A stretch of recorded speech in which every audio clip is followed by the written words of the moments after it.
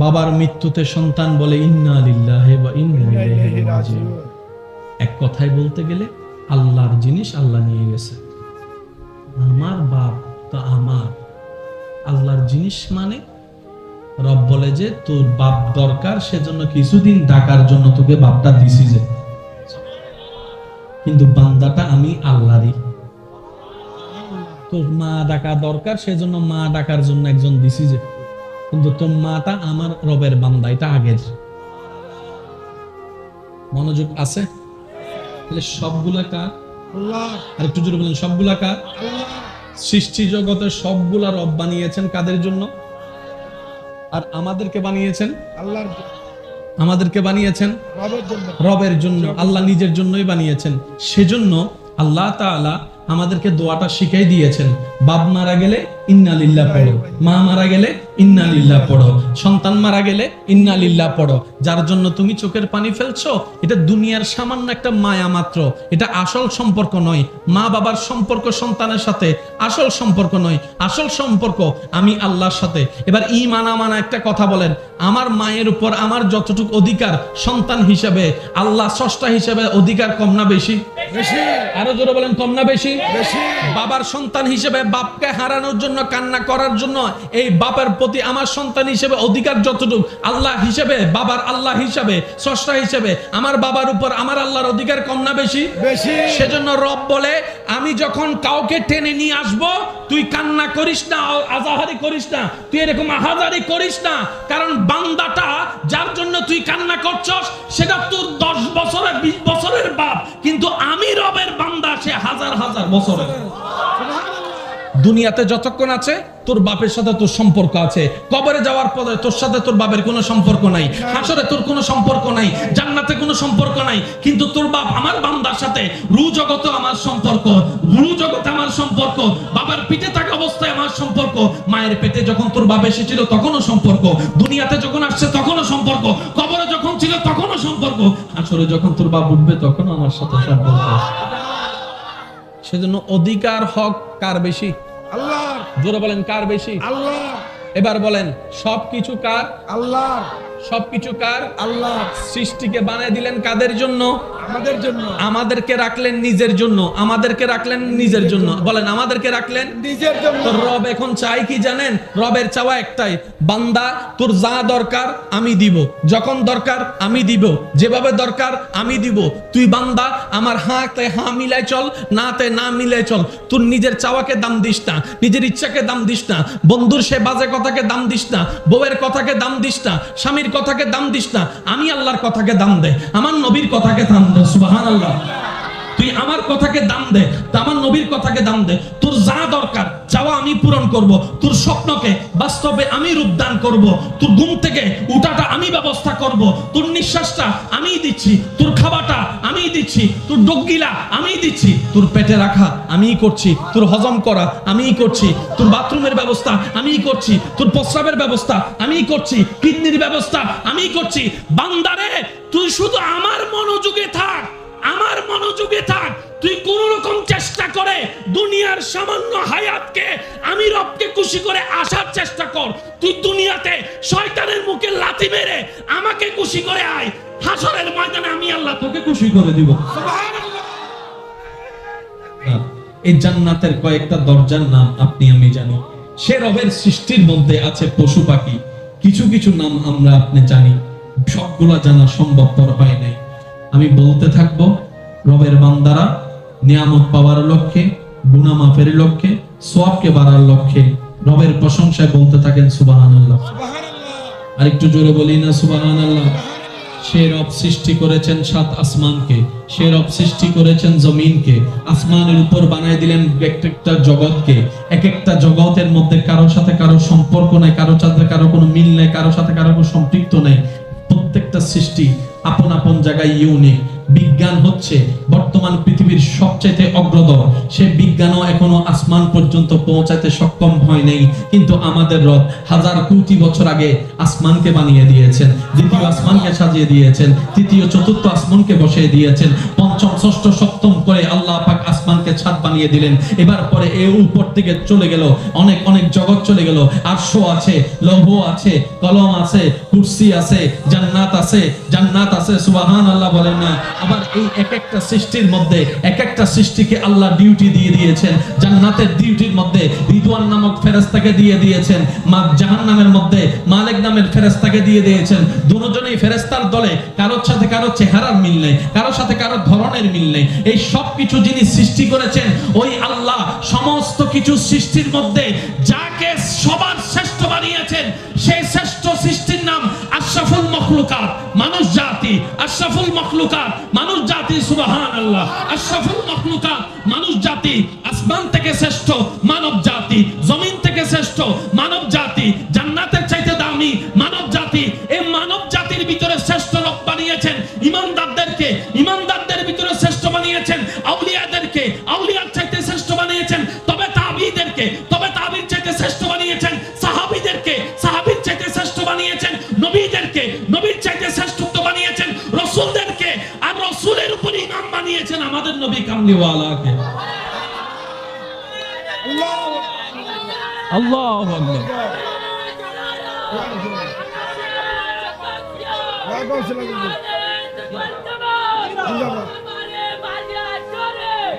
উচ্চ আওয়াজ একবার বলি সুবহানাল্লাহ। সুবহানাল্লাহ। বানানে ওয়ালা কয়জন? একজন। আই বম মারে দিম দা আওয়াজ দিবে ছোট হইলে আরো জোরে হম পড়িব। বানানে ওয়ালা কয়জন? একজন। আরো জোরে কয়জন? একজন। আরো জোরে কয়জন? একজন। সৃষ্টি জোরে বলেন, সৃষ্টি কোটি কোটি বলি নাই কেন? কারণ কোটির উপরও সংখ্যা আছে। অনেক বললে যত হয়, অনেক বললে যত হয়।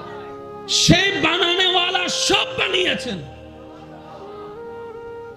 সব সৃষ্টি যখন মানুষকে বানালো, সব সৃষ্টি মানুষের দিকে তাকায় আছে। সুবহানাল্লাহ। শিক্ষিত সমাজের ভাইয়েরা, স্কুল কলেজ ভার্সিটি মাদ্রাসার ভাইয়েরা, আপনারা এই শব্দটা একটু মাথায় রাখবেন। বানানেওয়ালা সব বানিয়ে শ্রেষ্ঠ সৃষ্টি মানুষের গোলাম বানিয়ে দিয়েছেন, অনুসারী বানিয়ে দিয়েছেন। সুবহানাল্লাহ। মা যদি সন্তানকে মেরে ফেলে, পুলিশ আসবে কি আসবে না? জোরে বলেন না। অ্যারেস্ট করবে কি করবে না? যদি কেউ কাউকে জবে করে দেয়, ছুরি মারে দেয়, রক্ত বাইর করে দেয়, অ্যারেস্ট হবে কি হবে না? আজ ইয়ে যে কুড়া জড়াইও পুলিশ কেন আই মই জড়াই দে পুলিশ এসছি না, গরু জড়া দে পুলিশ আই না, তো রক্ত নাও না, মারি ফেলে ইউ না, পুলিশে হয়তো দতা আরো দিস। বুঝাইতে পারছি? এটাও প্রাণ, এটাও প্রাণী, কিন্তু আপনি যখন এটাকে জবাই করছেন, আইন আদালতে আপনাকে অপরাধ বলা হচ্ছে না। কিন্তু কোন মা বাবা যদি সন্তান জন্ম দেওয়ার পরে মা বাবা যদি সন্তানকে গলা টিপে হত্যা করে, পুলিশ এসে অ্যারেস্ট করবে। কি ব্যাপার? কেউ যদি বলে যে আমি জন্ম দিছি, আমার সন্তান, আমি মারবো নাকি কাটবো আমার ব্যক্তিগত ব্যাপার, পুলিশে হব দিন এন্ড যা বস। আরো জোরে বলেন না। আপনারা কি কষ্ট পাচ্ছেন আমার কথায়? একটু খেয়াল করবেন। ও আইনের মানুষ, এটা জবে হলো, আপনি অ্যারেস্ট করলেন না কেন? উনি উত্তর দেবে, বানানেওয়ালা এটাকে তাদের উপকারের জন্যই বানিয়েছে। আর একটু জোরে বলি, আইনও জানে, আদালতও জানে, বানানেওয়ালা এই গরু, ছাগল, মহিষ, মুরগিকে এই শ্রেষ্ঠ সৃষ্টির উপকারের জন্য বানিয়েছে, সেজন্য এটা ওরা ব্যবহার করবে। গাছেরও প্রাণ আছে, গাছেরও কি আছে? কিন্তু আপনার যখন ফার্নিচার বানানো লাগছে, গাছ কাটবেন, অপরাধ বলেন অপরাধ। আপনার এই জায়গার মধ্যে বাগবটরা হওয়ার পরে ভাই ভাই এদের মধ্যে আপনি যে জায়গায় জায়গা পাইছেন, মনে করেন এই জায়গাটা ঘর বানবেন, গাছ এটা কাটা, বলেন না আপনি যদি এই জায়গায় ঘর বানান, গাছটা কাটতে হবে না? কেউ এসে আপনাকে মামলা দিবে না, কারণ বানানোওয়ালা গাছটা আপনার উপকারের জন্যই বানিয়েছে। আর একটু জোরে সুবহানাল্লাহ। কি চমৎকার যদি আমরা একটু উপলব্ধি করতে পারি। বানানোওয়ালা সব বানিয়ে যাকে শ্রেষ্ঠ বানিয়েছে, সবকিছু তার উপকারের জন্য বানিয়ে দিয়েছে। আপনি চাইলে ব্যবহার করতে পারেন, তবে একটা নিয়ম আছে। গাছ যদি একটা কাটেন, 5টা লাগাই দিতে হবে। জোরে বলেন না। গাছ কাটা অন্যায় নয়, কিন্তু সে গাছ দিয়ে যেহেতু মানুষের প্রাণীর অক্সিজেন দেওয়া হয়, গাছ একটা কাটবেন, 5টা লাগাই দিবেন, তাহলে পৃথিবীতে ভারসাম্য রক্ষা হবে, গ্লোবাল ওয়ার্মিং এর ঝামেলা আর হবে। ইসলামে সবকিছু দেওয়া আছে, মানি নাই, মানতে পারি নাই, ব্যর্থতা আমাদের, কমতি আমাদের। কথা বলেন ঠিক কিনা? এবার আপনি গাছের দিকে তাকালেন, ও গাছ, তোর প্রাণ আছে, আমি কাটলাম, তুই আমাকে নিষেধ করলি না কেন? গাছ উত্তর দেয়, বানানোওয়ালা আমাকে বানিয়েছে তোর জন্য, তোদের জন্য, তোদের উপকারের জন্য, তোদের কল্যাণের জন্য। যতক্ষণ আমি গাছ মাটির সাথে সম্পর্ক থাকবো, তোদেরকে অক্সিজেন দিয়ে উপকার করে যাব। সুবহানাল্লাহ। যদি কখনো তোরা প্রয়োজন মনে করে আমাকে কেটে ফেলিস, আমি গাছটা নিজেকে আগুনের মধ্যে ফেলে তোদের রান্নার ব্যবস্থা করে দিব। সুবহানাল্লাহ। কখনো আমি সৌমেলের করাতে চলে যাব, সুন্দর ডিজাইন হয়ে তুই বসার জন্য আমি সোফা হয়ে তোর কাছে চলে আসব। সুবহানাল্লাহ। আমি গাছকে আমার রব তোদের জন্য বানিয়েছি। জমিন বলে, জমিন আমার আল্লাহ, আমার আল্লাহ, আমি জমিনকে তোরা হাঁটার জন্য, বসার জন্য, থাকার জন্য, ঘর বানানোর জন্য আমি জমিনকে আল্লাহ তোদের জন্য বানিয়েছেন। আম গাছ বলে আমি তোদের জন্য, জাম গাছ বলে আমি তোদের জন্য, সাগরের মাছ বলে আমি তোদের জন্য, গরু বলে আমি তোদের জন্য। সুবহানাল্লাহ বলতে থাকি। ছাগল বলে আমার রব আমাকে বানিয়েছে তোদের উপকারের জন্য। হাঁস মুরগি বলে আমরা, আমাদেরকে রব বানিয়েছে তোদের উপকারের জন্য। আসমান বলে আমি তোমাদের উপকারের জন্য। বৃষ্টি বলে আমি তোমাদের উপকারের জন্য। মেঘ বলে আমি আসি তোমাদের উপকারের জন্য। বাদল বলে আমি তোমাদের উপকারের জন্য। বাতাস বলে আমি তোমাদের জন্য। পানি বলে আমি তোমাদের জন্য। নদী বলে আমি তোমাদের জন্য। সাগর বলে আমি তোমাদের উপকারের জন্য। নালা বলে আমি তোমাদের উপকারের জন্য। ফসল বলে আমি তোমাদের উপকারের জন্য। ধান বলে আমি তোমাদের উপকারের জন্য। সূর্য ডাক দিয়ে বলে আমি তোমাদের কল্যাণের জন্য, আমি তোমাদের কল্যাণের জন্য। সুবহানাল্লাহ। চন্দ্র বলে আমি তোমাদের কল্যাণের জন্য। এবার বান্দা যখন সব সৃষ্টির মুখ থেকে শুনতে পায় সৃষ্টিকর্তা সবকিছু সৃষ্টি করেছেন আমার জন্য, আমার কল্যাণের জন্য, আমার ভালোর জন্য, এবার সে নিজেকে প্রশ্ন করে, সবকিছু যদি আমার রব আমার জন্য, আমাদের জন্য, আমি মানুষটার জন্য বানাই, তাহলে আমি কার জন্য, আমি কার জন্য, আমি কার জন্য? এবার অন্তর উত্তর দেয়, সৃষ্টি জগৎ স্রষ্টা তোর জন্য বানিয়েছে, আর তুই মানুষকে স্রষ্টা নিজের জন্য বানিয়েছে। সবকিছু আপনার, জোরে, সবকিছু আপনার, আপনি আপনার রবের। আমার মনে হয় আওয়াজটা আর একটু বড় হবে। কষ্ট হচ্ছে আপনাদের? ভাই আমি অনুরোধ করে বলছি, একটু নড়াচড়া এবং আওয়াজটা কইরেন না, এটা আমি শ্রদ্ধার সাথে বলছি, কারণ ওই কথা বলতে গেলে একটা আউটসাইডের আওয়াজ আসলে এটা আমার না আপনারও হয়, মনোযোগ নষ্ট হয়ে যাবে। নাকি শুধু এটা আমার হয়? না না, এটা আমার না সবার? স্বাভাবিক একটা অভ্যাস। একবার দরুদ শরীফ পড়েন মন খুলে, তারপর আওয়াজটা একদম ছোট হয়ে যাবে। আল্লাহুম্মা সাল্লি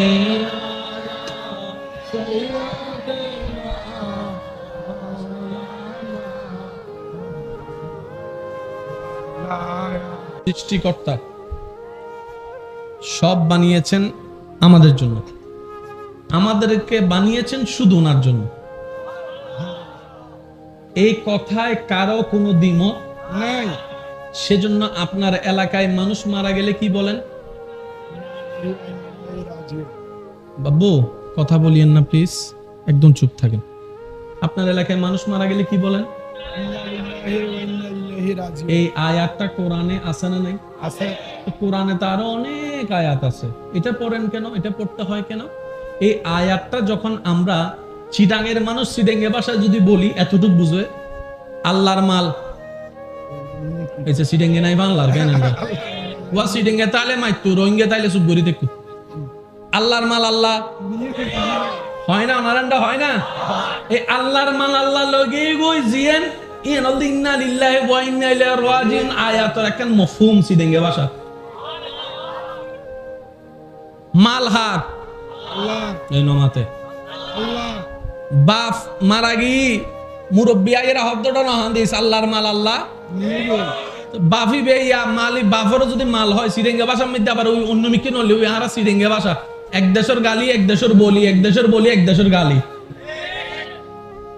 বাম্মু মারাগি মুরব্বী আইরা কি হই দা আল্লাহর মাল আল্লাহ তো বাফি বিকি মাল না ইমারা সিরেঙ্গা ভাষা হারি হয় ন বুঝে উনি ন বুঝে বাইরের কেউ হইলে গোস্বা হয়েছে বুঝেরি কিন্তু সিডেঙ্গকলে বুঝে তো তারা গোস্বা তো বাফি বাহার আই জিবের বাপ দেখি বাফি বাহার আল্লাহ আর মুরব্বী হইতে আল্লাহর মাল আল্লাহ এতদিন বাপ দেখি দে আই তুই বাহন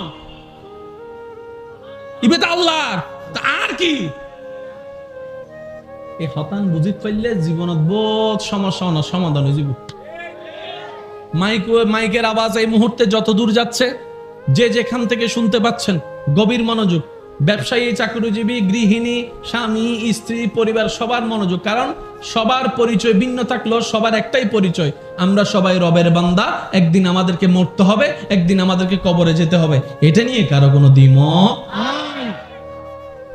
আমি কি বেশি কঠিন বানায় ফেলতেছি সবগুলা কাদের জন্য ভাই একটা আওয়াজ দেন সবগুলা আল্লাহ বানাইছে কাদের জন্য আমাদের জন্য আমাদেরকে বানাইছে আল্লাহর জন্য বাস কথা শেষ এবার সফল কে ফেল কে এখানেই উত্তর যে ওনার হয়ে কবরে গেছে